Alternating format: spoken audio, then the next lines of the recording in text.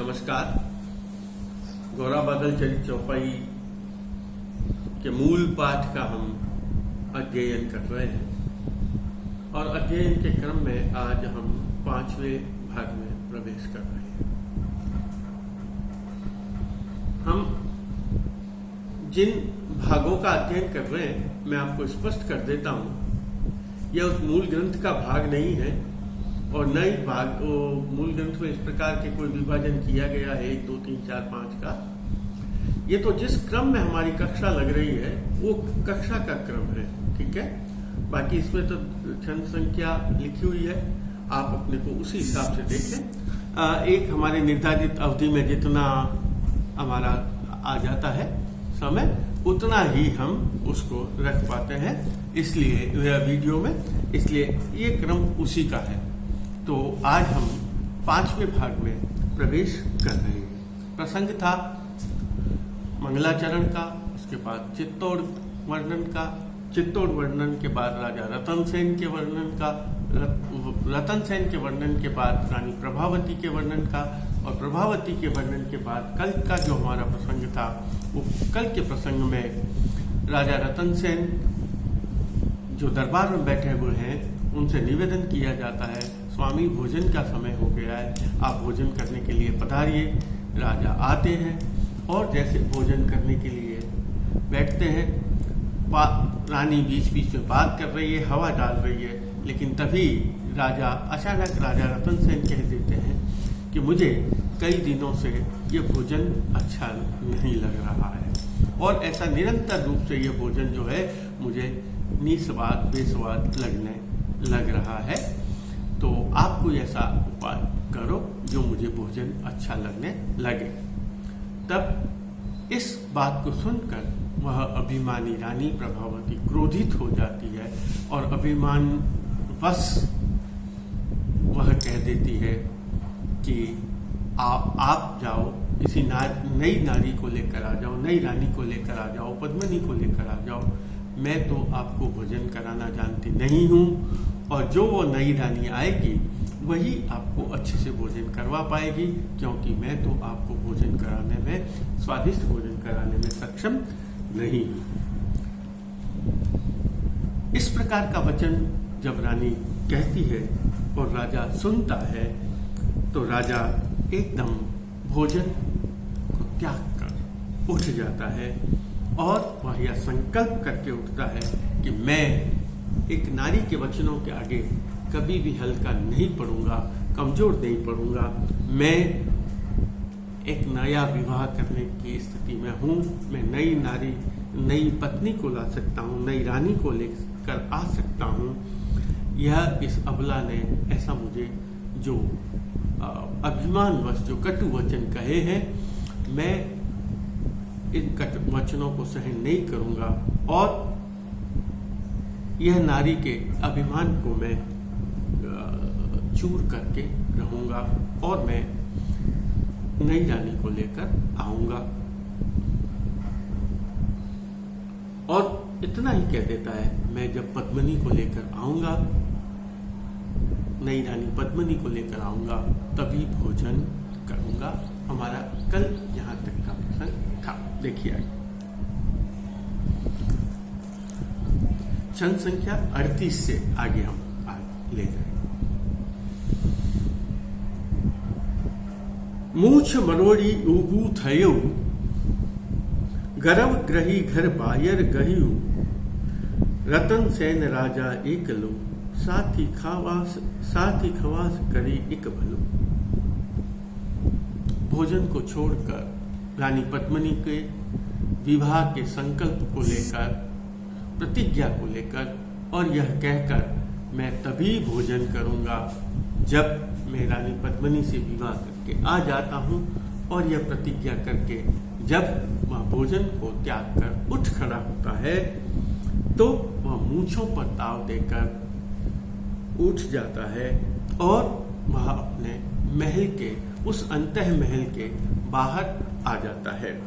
गर्भगृह मूछ मरोड़ी उबू थयो, मूछों पर ताव देते हुए, प्रतिज्ञा करते हुए मूछों पर ताव देना, प्रतिज्ञा करना, संकल्प करना, अपनी महानता को बतलाना और वह उसकी अपनी वीरता का वर्णन कर, मैं अगर असली वीर राजा हूं, जैसे ये बात लिखी हुई नहीं है लेकिन यहाँ कहा गया है कि मैं वो पद्मिनी को विवाह करके लाकर ही यह भोजन करूंगा। गर्भ ग्रही घर बाहर गए, और उस अंतःपुर से, उस अंतः महल से के कक्ष से बाहर आ जाता है। और जब वह उस महल से, अंतःपुर से पार आता है, तब राजा रतन सेन के साथ कोई नहीं होता। राजा रतन सेन अकेला ही उस महल से बाहर आ जाता है। रतन सेन राजा एकलु, बस केवल उसके साथ एक खवास जो सेवक होता है, उस सेवक को वह अपने साथ लेकर आ जाता है। साथ ही खवास करी एक बोलू, एक अच्छे से सेवक को, जो स्वामी भक्त सेवक होता है, उस सेवक को वह अपने साथ लेकर प्रस्थान करता है। और जब महल से वह राज्य का त्याग करना, महल के से प्रस्थान करता है, तब वह क्या करता है उसका वर्णन करता है। सबल खजीनू साथ ही ले, अपने साथ सबल खजाना, यथेष्ट धन लेकर यात्रा में जा रहा है। यात्रा में धन की आवश्यकता होगी, तो वह अपने साथ यथेष्ट धन को लेकर चलता है। सबल खजीनू साथ ही ले, साथ लेकर, बहुत यथेष्ट धन को साथ लेकर जाता है। अस्सी चढ़ी चालिया छाना बे, अस्सी चढ़ी का मतलब है अश्व पर चढ़कर, घोड़ों पर चढ़कर, घोड़े पर सवार होकर वे दोनों महल से प्रस्थान करते हैं। लेकिन आगे जिस बात का वर्णन किया गया है, अस्सी चढ़ी चालिया छाना बे, छाना यानी गुप्त रूप से किसी को उनके प्रस्थान करने का, उनके रवाना होने का और रवाना होने का कारण दोनों ही मालूम नहीं है। यात्रा राजा कहाँ है, क्या कर रहा है, और अगर गया है तो किस उद्देश्य से गया है या कहाँ गया है, इस बात की जानकारी किसी को भी नहीं हो पाती है। सबल खजीनू साथ ले, अस्सी चढ़ी चालिया छाना बे, कोई बिल्कुल स्पष्ट आगे कवि लिख भी देता है, कोई न जाने ए वृत्तांत, इस वृत्तांत को कोई भी नहीं जानता। यह वृत्तांत क्या है कि राजा क्यों जा रहा है, कहाँ जा रहा है, किस जगह जा रहा है, किस उद्देश्य से जा रहा है, इसकी जानकारी किसी को नहीं होती। यह वृत्तांत को कोई भी नहीं जानता। रानी और राजा के बीच की बात है, और वे दोनों ही इस बात को जानते। कोई न जाने ए वृत्तंत, खिति मनी मनी, खितिपति मनी अति लागी खंत। राजा एकदम उठ तो जाता है, तैयार तो हो जाता है, प्रस्थान तो कर लेता है, लेकिन उसके मन में यात्रा के प्रति थोड़ा सा आशंका है, चिंता है।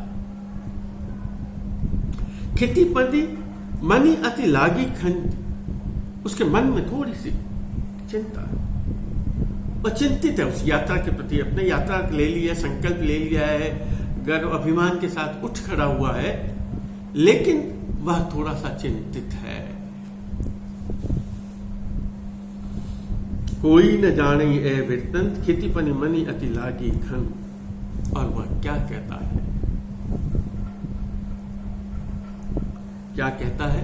वह संकल्प लेकर रवाना होता है, चिंतित है, लेकिन फिर भी वह संकल्प लेता है, और वह संकल्प में कहता है, पद्मनि परणी आऊं घरे। मैं अब घर तभी लौटूंगा जब मैं पद्मिनी से विवाह कर लूं, अर्थात पद्मिनी से विवाह कर लेने के बाद ही मैं अब घर लौटूंगा। नहीं तहिरी रहीस्यू गिरी कंदरे, नहीं तो मैं इस महल में नहीं आऊंगा, इस राज्य का, इस महल का त्याग कर दूंगा। मैं पहाड़ों में, गुफाओं में ही रहूंगा। नहीं तरी रहस्यू गिरी कंदरे, जीवन में किसी प्रकार का कोई भी सुख आनंद मैं अब पद्मिनी के बिना प्राप्त नहीं। बिन पद्मनि नवि पोठूं सेज, सेज का सुख, सेज सैया का सुख मैं अब पद्मिनी के बिना प्राप्त नहीं करूंगा।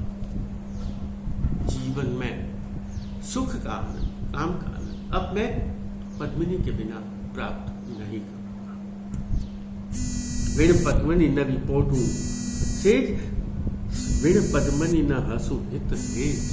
और पद्मिनी के बिना अब मेरे जीवन में किसी प्रकार का हास्य, किसी प्रकार का सुख, किसी प्रकार का आनंद की भी कल्पना नहीं की जा सकती। या वो कहना चाहता है मेरे जीवन में अब सुख, आनंद, सुख पद्मिनी के आने के बाद ही आएगा। किसी प्रकार के सुख का, खुशी का, आनंद का अवसर मेरे जीवन में अब पद्मिनी के आ जाने के बाद ही उपस्थित होगा। मेरे पद्मिनी ने मैं हंसू हित हेज। पद्मिनी के बिना अब जीवन में मेरे किसी प्रकार के आनंद की, खुशी की, सुख की कल्पना भी नहीं की जा सकती। या मैं पद्मिनी के बिना अब किसी भी प्रकार का सुख का, किसी भी प्रकार के आनंद का उपभोग नहीं करूंगा।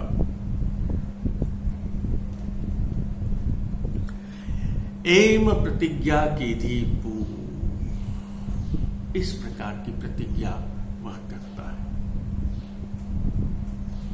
एम प्रतिज्ञा, एम यानी देखिए अब गुजराती भाषा का प्रभाव आ गया।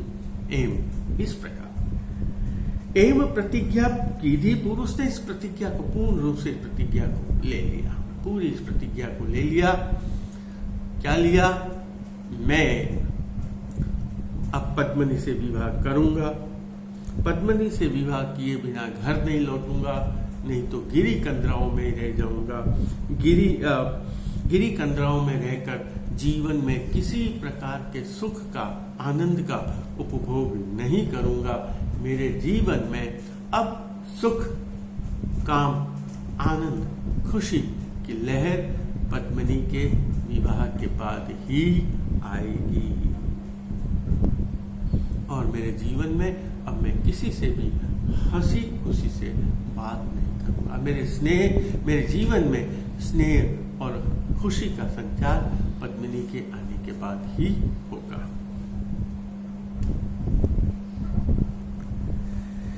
एम प्रतिज्ञा। अब क्या होता है, प्रसंग थोड़ा सा आगे जाता है। राजा और खवास महल से थोड़ा आगे निकलते, तब जो सेवक है, जो खवास है, वह राजा से पूछता है। ये मैं थोड़ा इसके आगे वाले दोहे की बात पहले आपको स्पष्ट कर देता हूं, इसलिए क्योंकि नहीं तो आप कहेंगे ये बात कहां से आया। इंपॉर्टेंट भी है, ध्यान भी रखना है इस बात का कि सेवक पूछता है कि जब दो जने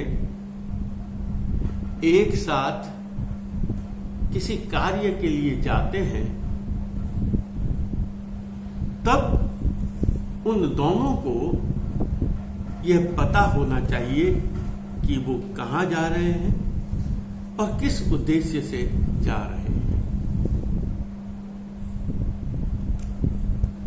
और हम चूंकि यात्रा कर रहे हैं, तो यात्रा करने का भी कम से कम हमारे पास, मुझे, राजा को तो मालूम हो सकता है, राजा को तो मालूम था ही, उसका मुझे भी ये जानकारी होनी चाहिए कि हम इतनी यात्रा किस उद्देश्य से और कहां तक के लिए यात्रा कर रहे हैं। तो कहां जाना है, क्यों जाना है, किस कारण से जाना है, किस उद्देश्य से जाना है, ये सभी बात मुझे भी ज्ञात होनी चाहिए।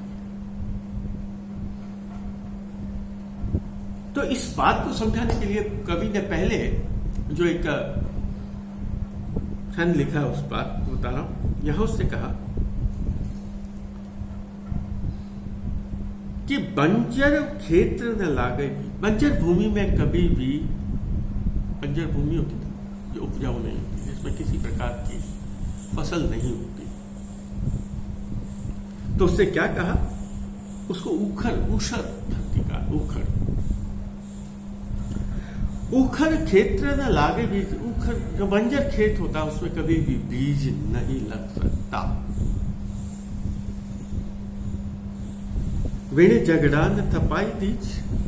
हम कहते हैं शांति होनी चाहिए, शांति कब होगी, जब कोई झगड़ा होगा, कुछ गड़बड़ होगी, तभी शांति का महत्व है, नहीं तो शांति तो वो मुर्दान की है, वो शांति क्या। तो यदि कुछ गड़बड़ है तब वहां शांति की स्थापना की आवश्यकता। बिनु झगड़ा, बिन झगड़े के थपाई न दीज का शांति, धैर्य की। यदि कुछ उलट पुलट हुआ है तब हमें धैर्य की आवश्यकता है, यदि कुछ गड़बड़ हुई है तो हमें धैर्य धारण करने की आवश्यकता है। अगर ये कुछ नहीं है तो फिर धैर्य किस बात, फिर तो वो साधारण जीवन चल ही रहा है। यहां वह जो विज्ञान में कार्य कारण का संबंध है, दर्शन में भी है। यदि कोई कार्य है, कारण है तो कार्य होगा, या जो कार्य किया जा रहा है उसके पीछे कोई न कोई कारण होता है। यह कार्य कारण संबंध की बात को समझाया। दर्शन और विज्ञान दोनों में इस बात को चलता है। वेण बादल नवी बरसई मेह। बिना बादलों के बारिश भी नहीं होती। वेणी बादल नवी बरसई मेह, एक पखु नवी हुई स्नेह।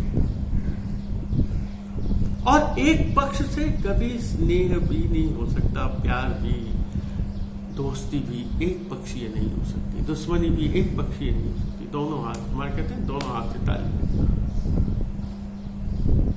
तो हम चाहते हैं एक क्षेत्र से शांति हो, यही बात बताया, ये सभी बात को समझाया कि जिस तरह ये सभी चीजें असंभव है। कैसे असंभव है कि ऊखर में बीज लगना असंभव है, झगड़े बिना शांति की स्थापना होना असंभव है, बादलों के बिना बारिश का होना असंभव है, और एक पक्ष में स्नेह या प्रेम वह होना भी असंभव है। तो दोनों को तैयार होना चाहिए। मैंने आपको कहा आगे की बात को हो जाकर यहीं जब अगले वाले दोहे को पढ़ेंगे तब यह बात हमारे समझ में आएगी कि कवि ने यह बात क्यों कही। उसी के क्रम में आगे कहा जाता है, गांव नहीं तू के ही सीमा। हम कहते हैं गांव की एक सीमा, तो गांव होगा तो गांव की सीमा होगी। गांव ही नहीं तो उसकी सीमा का, कि ये क्षेत्र है, ये क्षेत्र जब अंदर कुछ होगा तब उसकी भूमि का निर्धारण होगा। तो उससे क्या कहा, गांव नहीं तो के ही सीमा। जब गांव ही नहीं है तो उसकी सीमा का कहां अंकन कर सके। एक निश्चित स्थान होना चाहिए, उस स्थान की सीमा कहां, ये इसकी इतनी सीमा है। गांव नहीं तो के ही सीम, अग्नि माही नवी जामई। और आग जहां होती है वहां बर्फ का जमना भी असंभव है। अग्नि माही नवी जामई ही, आग में बर्फ भी नहीं जम सकती, यह भी असंभव बात है। आग में बर्फ का जमना भी असंभव बात है।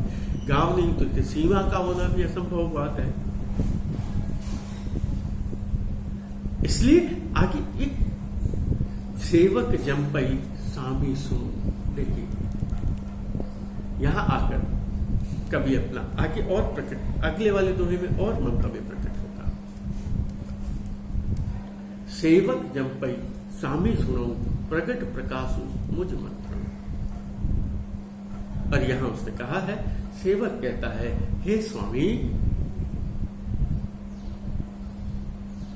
आप मेरी बात को सुनिए। मैं आपसे निवेदन करना चाहता हूं, आप मेरे निवेदन को सुनिए। और निवेदन क्या करना चाहता है, प्रगट प्रकाशु मुझ मंत्र। मेरी अपन जहां जा रहे, आप मेरे से कुछ मंत्रणा करिए, मेरे से सलाह कीजिए। अर्थात कहने का अभिप्राय है वह सेवक कहना चाहता है हम क्यों, आगे आएगी बात कि हम यह यात्रा क्यों कर रहे हैं, इतनी अपनी पृथ्वी को छोड़कर इतनी दूर क्यों जा रहे हैं, इस भूमि को क्यों पार कर रहे हैं, इस दूरी को क्यों पार कर रहे हैं, इसका मुझे भी ज्ञान होना चाहिए। सेवक जंपई स्वामी सुनो प्रगट प्रकाशु मुझ मंत्रणों, आगे उसने स्पष्ट कर दिया। क्योंकि हम किसी परिणाम को प्राप्त करना चाहते हैं, हम किसी फल को प्राप्त करना चाहते हैं, हम किसी उद्देश्य की पूर्ति करना चाहते हैं, तो क्यों उद्देश्य है तो उसका कोई कार्य उसका कारण होना चाहिए ना। मैंने आपको जो कार्य और कारण का संबंध, तो किसी हम कोई कार्य कर रहे हैं उसके पीछे कोई कारण होना चाहिए, या कोई कारण होना चाहिए जिसके लिए हम कार्य कर रहे हैं। तो कार्य कारण का संबंध यहां वाली बात आई। मरम पखे किम लागई मार्ग, मरम पखे बिन लागई लइए मार्ग। हम कहाँ जाना चाहते हैं, क्यों जाना चाहते हैं, किस उद्देश्य से जाना चाहते हैं, क्या हमारे ये क्या